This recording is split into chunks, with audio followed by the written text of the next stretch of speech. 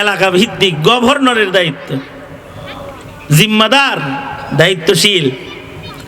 তো হযরত ওমর মাঝে মাঝে সংসদ সদস্যদেরকে চিঠি দিয়া মদিনায় ডাক আনতেন, আইনা সবাই নিয়ে বৈশা মিটিং করে আধা জাহান পরিচালনা করতেন। তো একবার হযরত ওমর হুর ইবনে কায়েসের কাছে চিঠি লিখেছেন, এই এত এত তারিখে সংসদ বসবে, আয়া বইল এত এত তারিখে সংসদ অধিবেশন হবে, সব মন্ত্রীরা বসবো, আমরা মিটিং হবে। তো হুর ইবনে কায়েস ঘোড়া সাজায়া মদিনার দিকে রওনা করতেছে। কই যাইব? কি লেগে যাইব? কি জন্য যাইব? সংসদ অধিবেশন, মন্ত্রী পরিষদের সদস্য।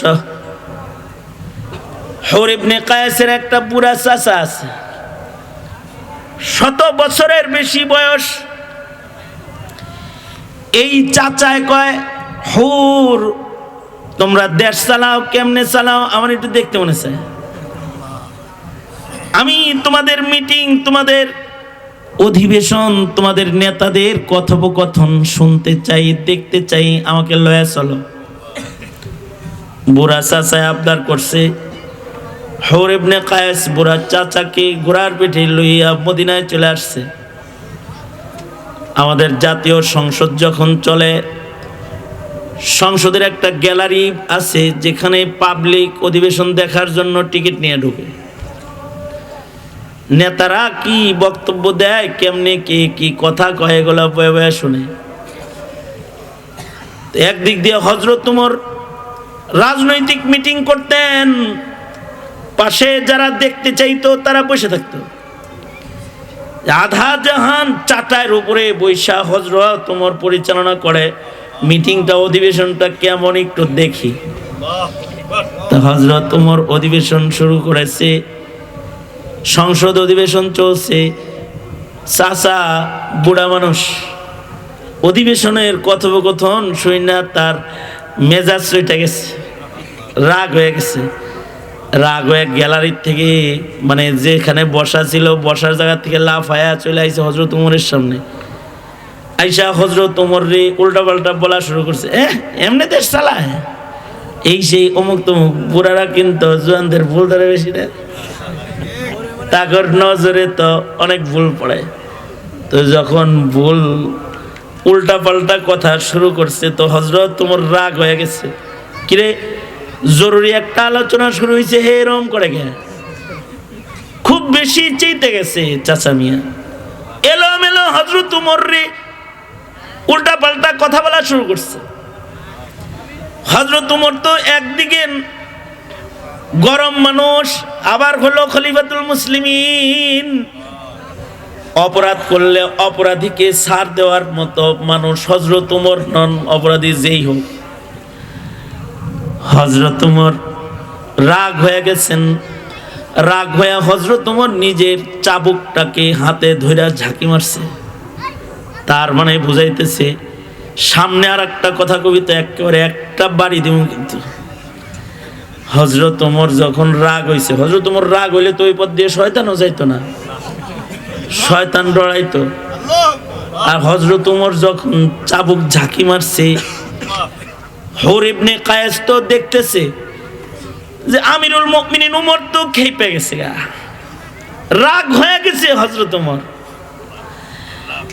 এই চাবুক দিয়া যদি আমার চাচারে একটা বাড়ি দেয়, তাহলে চাচারে খুঁজে পাওয়া যাবে না। হুর ইবনে কায়েস পেরেশান হয়ে গেছেন। এই রাগী ওমর রে থামামু কেমনে? হযরত হুর ইবনে কায়েস চিন্তা করতেছে, ওমর তো কোরআনের কাছে দুর্বল, কোরআন শুনলে ওমরের কুফর ঝরে যায়, আমি একটু কোরআন পড়ি, তাহলে ওমরের রাগ ঝরে যাবে। হুর ইবনে কায়েস কোরআন পড়া শুরু করেছে।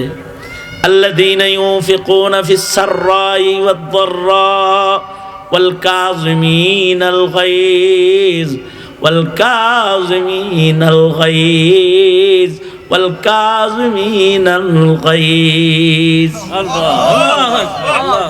হযরত হুর কোরআন তেলাওয়াত করতেছে, আল্লাহ কয় কি, ওয়াল কাযিমিনাল গায়জ, রাগকে নিয়ন্ত্রণ করো, রাগ কমাও, রাগ কমাও।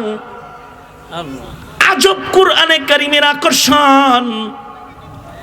যখন হুর ইবনে কায়েস কোরআনের আয়াতের এই অংশ তিলাওয়াত করেছে, ওয়াল কাযিমিনাল গায়জ, সাথে সাথে হযরত ওমরের হাতের চাবুক হাত থেকে পড়ে গেছে। কোরআন শোনার সাথে সাথে হাতের চাবুক খুলে পড়ে গেছে। কারণ ওয়াইদা তুলিয়াত আলাইহিম আয়াতুহু জাদাতহুম ঈমানা। কোরআন শুনলে পরে রাগ কমে যায়, কোরআন শুনলে পরে কুফর ঝরে যায়, কোরআন শুনলে পরে ঈমান বাইরে যায়। বাদশাহ হারুনুর রশিদ একবার এক বান্দির উপরে চেতে গেছে। বান্দি, আগের জমানার নারী পুরুষ সবাই খুব বুদ্ধিমান ছিল। দাসী বান্দির উপরে খেপে গেছে বাদশাহ হারুনুর রশিদ।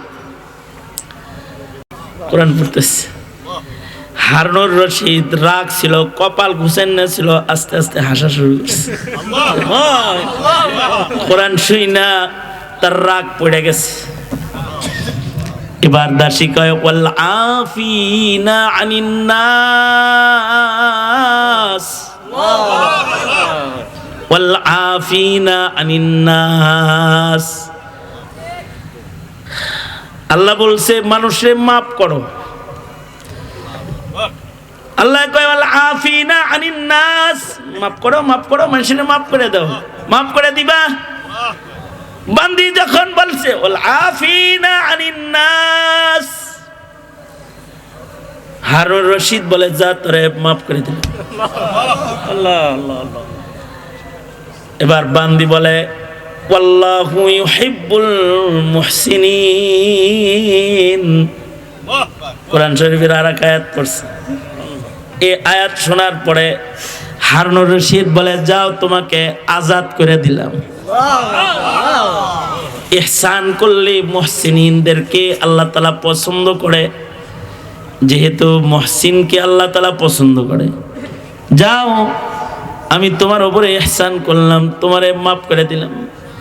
হুর ইবনে কায়েস বলে, ওয়াল কাযিমিনাল গায়জ, হযরত ওমরের হাতের চাবুক পড়ে গেছে। এবার হযরত হুর ইবনে কায়েস বলে, ওয়াল আফিনা আনিন নাস। বাঙ্গা তো কইতে পারে না, তো কোরআনের আয়াত পড়ে খালি। আল্লাহ, আমার চাচা বুঝছে না, হেরে মাফ করে দিল কি হয়? ওয়াল আফিনা আনিন নাস, আমার চাচা বুড়া মানুষ, বুদ্ধি শুদ্ধি কম, তাই এমনটি করছে, তারে মাফ করে দিলে কি হয়? ওয়াল আফিনা আনিন নাস। হযরত ওমর বসাত থেকে দাঁড়ায়া দুই হাত এমনি করে ধইরা সামনে যায়, চাচারে বুকে লয়ে কয়, মাফ করে দিছি। হুর ইবনে কায়েস বলে, আল্লাহু ইউহিব্বুল মুহসিনিন। হযরত ওমরের কাছে যা ছিল সব বাইর করে চাচারে হাদিয়া দিয়ে দিছে। ওয়াইদা তুলিয়াত আলাইহিম আয়াতুহু জাদাতহুম ঈমানা উতলু মা উহিয়া ইলাইকা মিনাল কিতাব। বাচ্চাদের রাগ থামানোর জন্য টিভি ছাড়িয়ে দেয়, বাচ্চাদের রাগ থামানোর জন্য গান ছেড়ে দেয়, বাচ্চাদের রাগ থামানোর জন্য বাচ্চাদেরকে ঠান্ডা করার লেগা নাটক ছেড়ে দিয়ে হয়ে থাকে। এটা দিলকে নষ্ট করবে। বাচ্চারে থামাইবার লেগা যদি কোরআন পড়ে, ঘরের ভেতরে যদি মা কোরআন তেলাওয়াত শুরু করে, বাবা যদি কোরআন তেলাওয়াত শুরু করে, ঘরের ভেতরে যদি আল্লাহর কালামের তিলাওয়াত হয়, আল্লাহর কালামের তিলাওয়াত হইলে তিলাওয়াতের আসর ঘরের প্রত্যেকটা সদস্যের উপরে পড়ে যায়। সমাজের ভেতরে যদি কোরআনের তেলাওয়াত হয়, কোরআন তেলাওয়াতের আসর সমাজের প্রত্যেকটা সদস্যের উপরে পড়ে যায়। এনে প্রত্যেকটা মুমিনকে আল্লাহর নির্দেশ, নবীরে বলে উতলু মা উহিয়া ইলাইকা মিনাল কিতাব, বন্ধু আপনার কাছে অবতীর্ণ কিতাব থেকে আপনি তেলাওয়াত করুন। তার মানে হলো আমার বন্ধুর উম্মতেরা তোমরাও কোরআনে কারীম তিলাওয়াত করো, তিলাওয়াতুল কোরআন করো। সমাজে কোরআনের তিলাওয়াতের আওয়াজ বাড়াও। বাদ্যের আওয়াজ, নাটক সিনেমার আওয়াজ, গুনাহের আওয়াজে সমাজটা গান্দা হয়ে গেছে, ঠিক কিনা? গান্দা হয়ে গেছে। এই গান্দা সমাজকে যদি জিন্দা সমাজ বানাইতে চাও, গান্দা সমাজকে যদি তুমি জিন্দা করতে চাও, জিন্দা করার পানি হলো তিলাওয়াতুল কোরআন। তিলাওয়াতুল কোরআনের আওয়াজ চালু করো। ঘরে, সমাজে, অফিসে, আদালতে, সব জায়গায় কোরআনের তেলাওয়াত হবে, আল্লাহর কালামের তিলাওয়াত হবে। তো গান্দিগি দূর হয়ে একটা জাগ্রত সমাজ, সচেতন সমাজ, গুণামুক্ত সমাজ, ইমানদার, ইমানি শক্তিযুক্ত মুমিনের সমাজ গঠন হয়ে যাবে। কোরআন তেলাওয়াত বছরে একবার খালি মাহফিল করবা, তাতে হইব তো? হ্যাঁ, কথা বলো না কেন? একবার বছরে একটা তাফসীর মাহফিল করবা, তাতে হবে তো? না।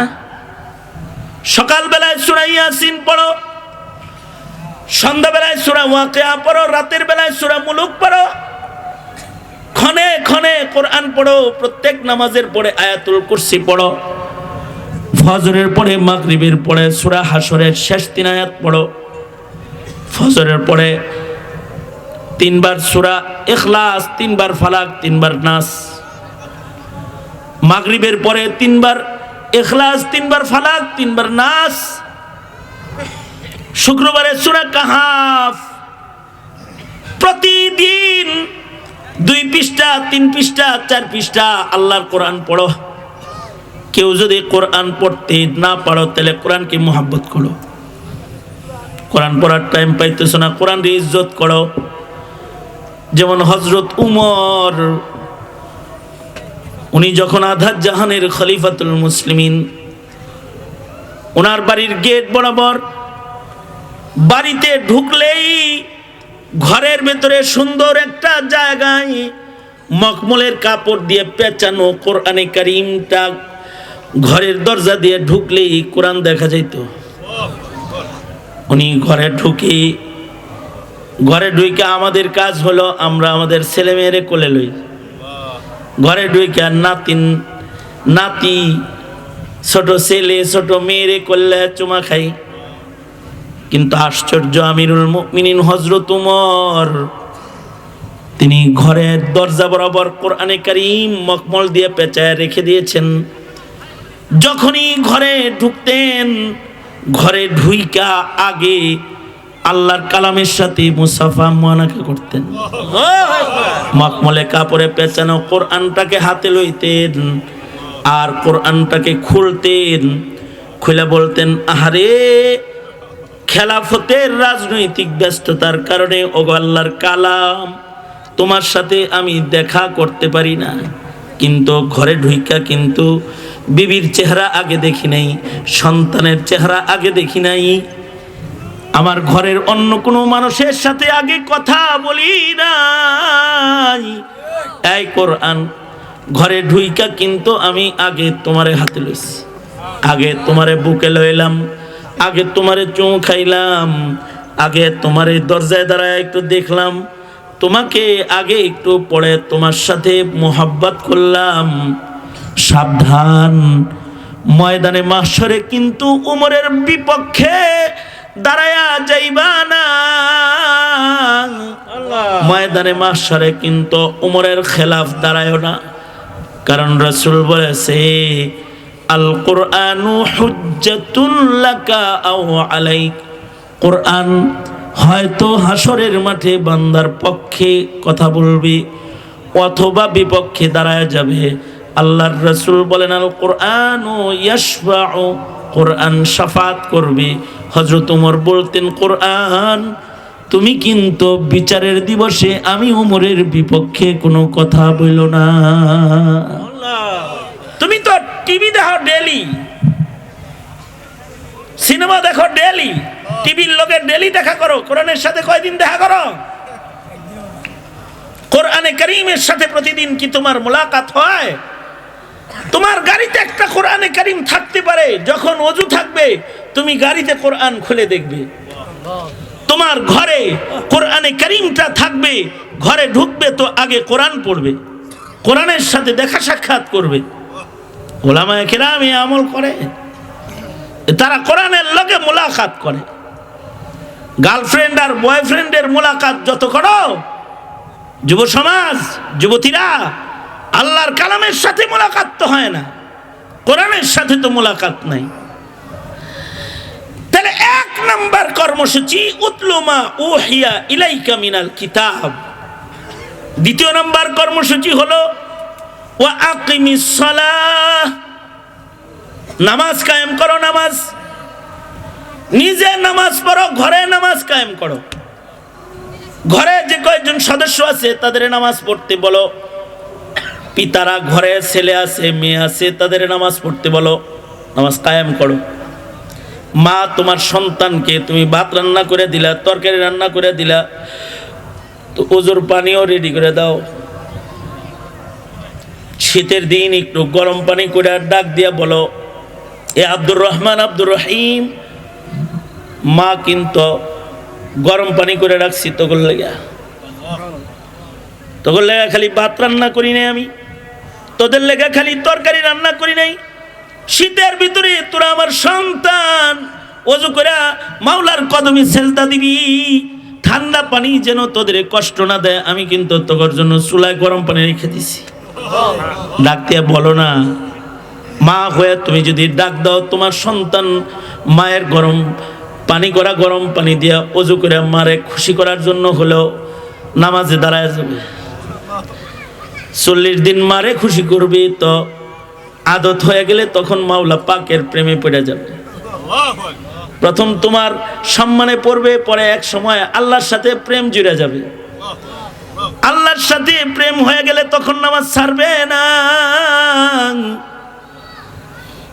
প্রথম তোমার হুকুমে তোমার ভয়ে পড়বে, পরে যখন রবের লগে খাতির হবে তো একা একাই পড়বে।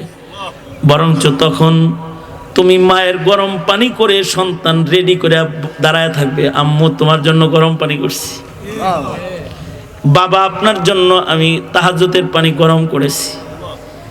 বাবাকে গরম পানি করে দিবে, সন্তানটাকে নামাজ পড়তে কও।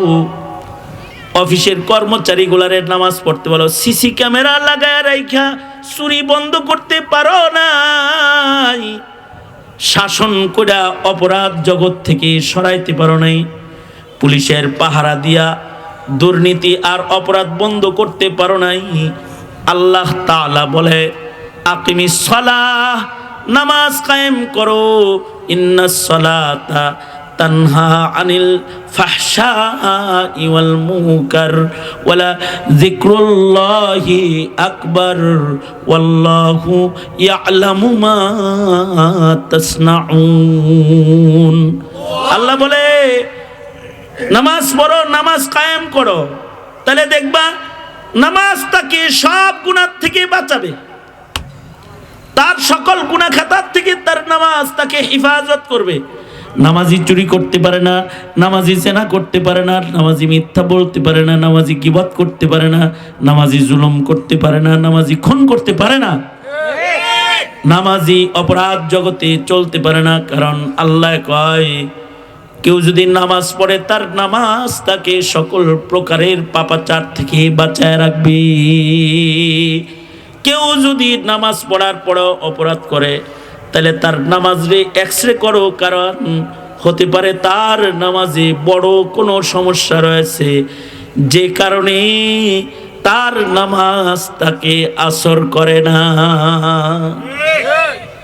নামাজ পড়তেছে কিন্তু তার লেবাস হারাম পয়সার, নামাজ পড়তেছে পেটে খাবার হারাম টাকা, নামাজ পড়তেছে, মাশরাবুহু হারাম মাতআমুহু হারাম, তার খাওয়ান দাওয়ান নাপাক, মালবাসুহু হারাম, তার লেবাসপাতি হারাম, ঘরে যা কিনছে যায় নামাজেও ঘুষের টাকা দিয়ে কিনছে, অথবা দিল খারাপ নামাজি, অথবা জাহেল নামাজি, মূর্খ নামাজি, নামাজের একটা মাসাইল শিখে নাই, মাসলা ছাড়া নামাজ পড়ে, তার নামাজ তাকে আসর করবে কিভাবে? নামাজ তখন আসর বা আসার হবে, নামাজ তখন তাকে পাপের কাজ থেকে বাঁচায় রাখবে যখন তার নামাজটা সকল প্রকারের শারায়েত পূরণ করবে, ভেতর বাহিরের সব ফরজগুলোকে ঠিক করে নামাজ পড়বে। ভেতরে বাহিরে ফরজ আছে না, তাহারাত, জিসমানি তাহারাত, কলবি তাহারাত, মাসাইলের তাহারাত সব ঠিক করে 2 রাকাত নামাজ পড়বে। 1 রাকাত নামাজের এক একটা সেজদা পাহাড়ের চাইতে বেশি ওজনদার হবে। সাহাবায়ে কেরামের সেজদার বড় ওজন ছিল, কারণ তারা নামাজের শর্ত পূরণ করে তারপরে নামাজ পড়ত। সো চুহা খা কে বিল্লি হজ কো চলি, সারা জনম চুরি বাটপারি করে পরে পাগড়ি মাথায় দিয়ে নামাজি হয়ে বুজুর্গ সাজছে। ওর নামাজে ওকে ঘুষ সুদ ফিরাবে কিভাবে? ওকে অন্যায় করা ফিরাবে কিভাবে? উল্টা পাল্টা সব কইরা মক্কায় যায় বুজুর্গ হয়ে গেছে, সারা জনম করছে উল্টা পাল্টা, হাজে যায় ভালো হয়ে গেছে, হাজি সাহেব হয়ে গেছে। হাজি কয়ে ডাক না দিলেও আবার চেতে, হারাম টাকার হজ আবার করে চেতা চেতি। ভালো হয়ে যাও, ভালো হয়ে যাও, ভালো হইতে পয়সা লাগে না। নিজের অপরাধ দেখা শুরু করো, অপরাধ, নিজের পাপগুলোকে দেখা শুরু করো। এই কলবি তাহারাত, খোদাভীতি, কলবি স্বচ্ছতা, এইটা মানুষের আসতে একটা গুরুত্বপূর্ণ ইবাদতের নাম হলো জিকরুল্লাহ। এই কারণে আল্লাহ বলেন ওয়ালা যিকরুল্লাহি আকবার, জিকির অনেক বড় ইবাদত, জিকির করো। জিকির করলে পরে কলব সাফ হয়। লিকুল্লি শাইইন সাকালাতুন ওয়া সাকালাতুল কুলুবি যিকরুল্লাহ। সব জিনিস পাক সাফ করার যন্ত্র আছে, কলব সাফ করার যন্ত্রের নাম হলো জিকরুল্লাহ। যত বেশি জিকির করবে তত হৃদয় সাফ হবে, যত বেশি জিকির করবে তত ইবাদতে মজা পাবে, যত বেশি জিকির করবে তত আল্লাহর মোহাব্বত বাড়বে, যত বেশি জিকির করবে আল্লাহর সাথে তত খাতির হবে। জিকির যত বাড়বে ইবাদতের ইখলাস তত বাড়বে, জিকির যত বাড়বে রিজিক তত বাড়বে, জিকির যতবার করবে ইলম তত বাড়বে। জিকির হলো সব যত নিয়ামত আছে সব নিয়ামত বাড়ানোর সার। সার সার দেয় না, সার দেয়, গাছের গোড়ায় সার দেয়, সার দিলে পরে গাছের ভেতরে বরকত হয়। জিকির হলো মানব জীবনে প্রাপ্ত সকল নিয়ামতের গোড়ায় যখন জিকরুল্লাহ পড়ে যায় তো এর ভেতরে বরকত এসে যায়। জিকির অনেক বড়, জাকের বান্দার সব ইবাদত বড় বড় হয়ে যায়। আল্লাহু আকবার বলেন। জাকের বান্দার নওয়াফিল বেশি হয়ে যায়, জাকের বান্দার ফরজ লম্বা হয়ে যায়, জাকের বান্দার ইবাদত বন্দিগির লজ্জত বেড়ে যায়। জাকের হও, জিকির করনে वाला হও। জাকের পার্টি করলে জাকের হয় না বেটা, জাকের পার্টিতে যোগ দিলে জাকির হয় না, জিকির কইরা জাকির হয়। যে জিকির বেশি করবে সে জাকির হয়ে যাবে। তাহলে 3টি ইবাদতের কথা বললাম, চতুর্দিকে আজান শুরু হয়ে গেছে। কয়টা কথা? 3টা কথা বলেছি। তিলাওয়াতুল কোরআন, ইকামতে সালাত, জিকরুল্লাহ। ইনশাআল্লাহ, ইনশাআল্লাহ জোরে আওয়াজ করে বলেন ইনশাআল্লাহ। এগুলো করার লেগা আমলি করো, বুঝো না এই কথাটা? কোরআন পড়ার লেগা, নামাজ পড়ার লেগা আর জিকির করার লেগা কি দল করবা? আওয়ামী লীগ। আওয়ামী লীগ করবা তো পূজায় পাঠায় দিব। 3 দিন আগেও হাসিনা কইছে সব উৎসবে যাও, এটা মূল মন্ত্র তাদের। ধর্ম যার যার, উৎসব সবার, হাসিনা বলছে। এই কথা শোনার পরে যারা আওয়ামী লীগ করবি তারা সব বেঈমান হয়ে যাবে। তবে এগুলো সব করার লেগে প্রসেস আছে। আওয়ামী লীগ না করে তবলিগে যাও, অথবা আলেমের কাছে যাও, অথবা আল্লাহওয়ালাদের কাছে যাও। বুঝে আসছে কথা? বুঝলে বুঝপাতা, না বুঝলে তেজপাতা। বলার কথা বলছি আর কি। সুতরাং নিজেদের আমলকে জিন্দা রাখতে হবে। আওয়ামী লীগ এমন এমন স্লোগান দেয় যে স্লোগানগুলো কোনো ছাত্র রাজনীতিবিদ দিলে তার ঈমান নষ্ট হয়ে যাবে। ধর্ম যার যার, উৎসব সবার, এই কথাটা বলার সাথে সাথে ঈমান নষ্ট হয়ে যাবে। ঈমান নষ্ট হয়ে যাবে, সাথে সাথে বেঈমান হয়ে যাবে। আমি বললাম না জামি ইমদাদিয়াতে যে ফতোয়া লয়েন গামিয়া ফাইজলামি করেন মিয়া, তামসা করতেছে নাকি? তামসা, খেলা তামাশা, এটা ঈমান নিয়া। এইগুলা আপনাদেরকে বলি বিদায় আমাদের জেলখানায় নেওয়া হয়, মামলা দেয় বোমা মারছি, আসলে কিন্তু মাসালা মারছি। একটা কি মারছি? কি মারছি? একটা মাসলা মারছি। মামলা হইলো ককটেল মারছি। আমার বিরুদ্ধে মামলা হইলো কি আমি ককটেল মারছি। কই ককটেল মারলাম? একটা মশলা মারছি।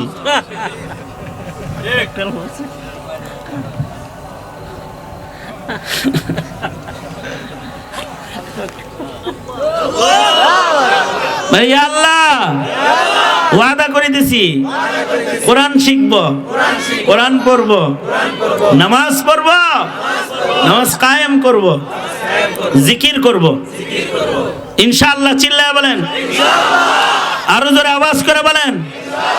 মসজিদে যাব, মন্দিরে যাব না, জুমার নামাজে যাব, পূজায় যাব না, মুসলমানের সান্নিধ্য নেব, মুশরিক, নাস্তিক, বেঈমান, মুরতাদ ওদের সাথে সম্পর্ক রাখবো না ইনশাআল্লাহ। চিল্লায় জোরে করে বলো, স্মরণ থাকবে তো? আলেম ওলামা যেখানে, কাফের কাফের, কাদিয়ানীরা ফাঁসি ফাঁসি ফাঁসি চাই, নাস্তিক মুরতাদের ফাঁসি চাই। হ্যাঁ, সংসদে আইন চাই, নবীর পরে নবী নাই, কোরআন সুন্নাহর আলো সংসদে জালো ইনশাআল্লাহ। বলেন আসি তো ইনশাআল্লাহ? আছে তো যুবকেরা? আছে তো? ডাক দিলে রাজপথে পাওয়া যাবে তো ইনশাআল্লাহ? আল্লাহ কবুল মঞ্জুর করে, আমিন। সালাতুল ইশার পড়ে আমার অত্যন্ত শ্রদ্ধাভাজন বড় ভাই, শ্রদ্ধার মানুষ, ভালোবাসার মানুষ, আত্মার অংশ, হৃদয়ের আত্মীয় আল্লামা আব্দুল বাসেত খান, খালিদ সাইফুল্লাহ আইয়ুবী, আব্দুল বাসেত খান, দুইটা দেহ একটা জান। খান সাহেব হুজুর চলে আসছেন। খান আব্দুল বাসেত খান একজনই, আব্দুল বাসেত খান একজন, একজনই, জাতির সম্পদের একটা সম্পদ। গুরুত্বপূর্ণ তাফসীর, গুরুত্বপূর্ণ নসিহা সালাতুল ইশার সাথে সাথে হযরত করবেন। আল্লাহ তাআলা মজমাকে কবুল করেন, আমিন। আল্লাহ তাআলা কবুল মঞ্জুর করেন, যারা আয়োজন করেছে তাদের আয়োজনকে কবুল করেন, আমিন। ওয়া আখিরু দাওয়ানা আলহামদুলিল্লাহি রাব্বিল আলামিন। আসসালামু আলাইকুম ওয়া রাহমাতুল্লাহি ওয়া বারাকাতুহু।